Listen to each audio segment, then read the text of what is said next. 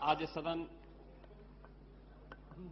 एक बार पुनः देश के अंदर वर्तमान में व्याप्त बाढ़ एवं सूखा की व्यापक त्रासदी पर चर्चा कर रहा है। प्रतिवर्ष मानसून सत्र में एक बार दो बार इन विषयों पर चर्चा होती है।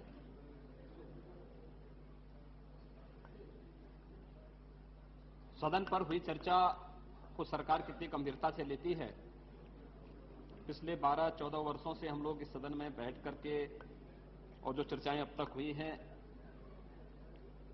और उसके उपरांत जो क्षेत्र बाढ़ से त्रस्त हुए हैं या जो सूखे की चपेट में आए हैं, आपदा राहत प्रबंधन के द्वारा जो कार्यक्रम वहां पर चलाए जा रहे हैं या चलाने की घोषणाएं होती हैं, उनके परिणामों से सहज अनुमान लगा सकते हैं। जल को हमारे परंपरा में जीवन का एक महत्वपूर्ण स्रोत माना गया है। जल के बगैर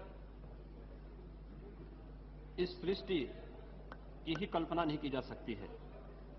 इसलिए जीवन का आधार भी है। सृष्टि का आधार है तो जल इस जीवन का आधार भी है। लेकिन जब उस जल का उचित प्रबंधन न हो और उचित नियोजन भी न हो तो वह जल किस प्रकार से मानव सभ्यता के लिए, इस सृष्टि के लिए खतरनाक हो सकता है और बाढ़ की त्रासदी के समय हम सब महसूस करते हैं। और बड़ी अजीब सी विडंबना है कि एक साथ देश का एक क्षेत्र बाढ़ की चपेट में आता है तो दूसरा क्षेत्र सूखे की चपेट में भी रहता है। मानसून देर में आया। इसी सदन में आशंकाएं उठ रही थी कि मानसून नहीं आएगा, सूखा पड़ेगा। बहुत सारे क्षेत्र सूखे पड़े हैं।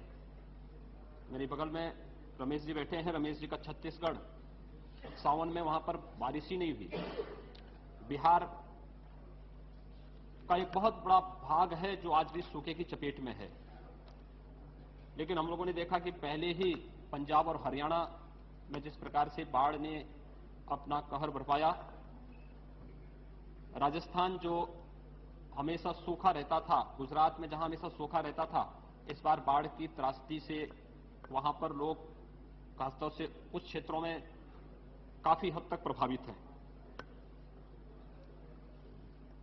बाढ़ और सूखे की इस त्रासदी को एनडीए सरकार ने स्वीकार किया था और एनडीए सरकार ने इसके लिए एक योजना भी बनाई थी।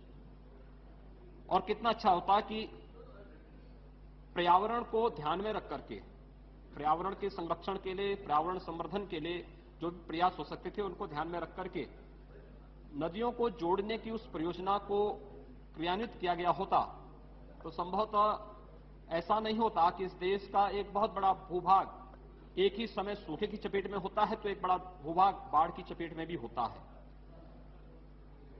कहीं ना कहीं प्रबंधन की कमी है और उस प्रबंधन की कमी के कारण आज ये स्थिति इस देश में आई है। हम लोग पिछले 14 वर्षों से लगातार इस बहस में पड़े हुए देख रहे हैं।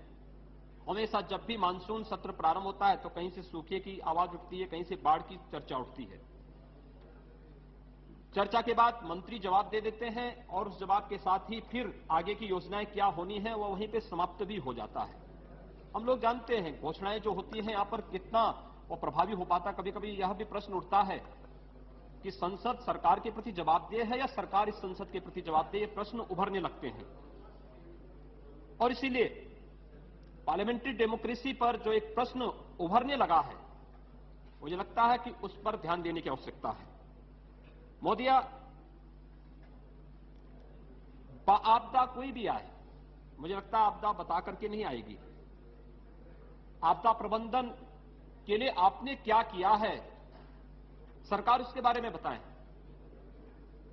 आपदा जब आएगी उसके उपरांत तब कोई रिलीफ के कार्य प्रारंभ हो और वह भी देर से 72 घंटे के बाद, 100 घंटे के बाद, तो मुझे लगता है कि वह आपदा प्रबंधन नहीं, वह सरकार की संवेदनहीनता को, सरकार की उन सरकार की उस यानी आम जनमानस की भावनाओं के साथ सीधे सीधे एक खिलवाड़ है, और उस प्रकार का खिलवाड़ हर वर्ष हम लोग देखते हैं। ऐसा नहीं कि जल के उचित प्रबंधन के माध्यम से या किसी भी प्रकार की आपदा के लिए अगर हमारे पास प्रशिक्षित स्टाफ है, प्रशिक्षित टीम है, तो वह टीम उस आपदा को नियंत्रित करने के लिए प्रभावी न हो सके। पैसा हर साल खर्च होता है। बाढ़ की जो त्रासदी है, मैं जानता हूं कि इस बाढ़ से जुड़े हुए जितने विभाग हैं, इस देश के भ्रष्टतम विभागों में से है। हर साल बाढ़ के पूर्व आपदा नियंत्रण के लिए जो पैसा जाता है, उस पैसे का कहीं भी उचित नियोजन नहीं होता है, उचित उपयोग नहीं होता है। पैसा बाढ़ से पहले किस रूप में, वह पैसा बाढ़ को रोकने के लिए किस रूप में उपयोग होता है, और बाढ़ के बाद जब बाढ़ आती है उस समय किस प्रकार से बाढ़ के समय वह पैसा बहाया जाता है, वह हम लोगों ने अपनी आंखों से देखा है। महोदया, मैंने पूर्वी उत्तर प्रदेश में गोरखपुर और आसपास के क्षेत्र में 1998 की, 2001 की और उसके बाद की जो बाढ़ की भीषण त्रासदी, जो सदी की सबसे भीषणतम बाढ़ थी, उनको हम लोगों ने अपनी आंखों से देखा है। हम लोगों ने वहां पर जन और धन की व्यापक क्षति को देखा है। लोगों के उजड़ते हुए घरों को हम लोगों ने देखा है। कराहती हुई मानवता को, चिल्लाते हुए उन बच्चों को हम लोगों ने वहां पर अपनी आंखों से देखा है।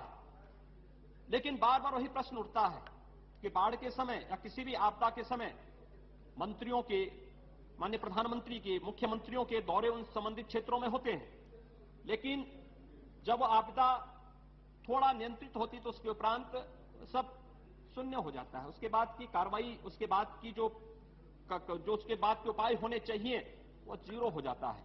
इसलिए मुझे उस मुद्दों पर, खासतौर से बाढ़ से तीन, उस पर अगर हम इसको देखें कि कोई भी आपदा आने से पूर्व, और खासतौर से बाढ़ और सूखे के बारे में जब चर्चा हो रही है, तो बाढ़ आने से पूर्व क्या प्रबंधन किए गए हैं।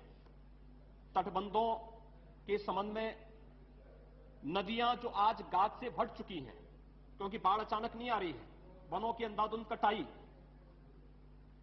भूमि संरक्षण, जो मृदा संरक्षण से संबंधित जो उपाय होने चाहिए थे वो उचित न होना, विकास का अवैज्ञानिक सोच बाढ़ के मुख्य कारणों में से है।